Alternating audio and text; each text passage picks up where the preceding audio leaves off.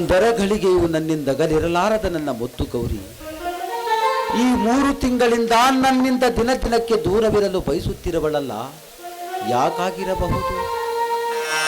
ನಕ್ಕು ನಲಿದು ಹಾಡಿ ಕುಣಿಯಬೇಕಾದ ನನ್ನ ಮುದ್ದು ಗೌರಿ ಮೂಕಿಯಾಗಿರುವಳಲ್ಲ.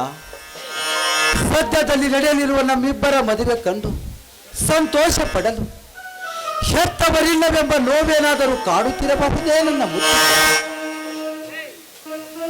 ಓಹೋ, ಗೌರಿ ಬುತ್ತಿಗಂಟಿನೊಂದಿಗೆ ಇತ್ತ ಕಡೆ ಬರುತ್ತಿರುವಳಲ್ಲ, ಬರಲಿ, ಅವಳನ್ನೇ ಕೇಳಿ ತಿಳಿದುಕೊಂಡರಾಯಿತು ಅವಳ ಮನೋವೇದನೆ.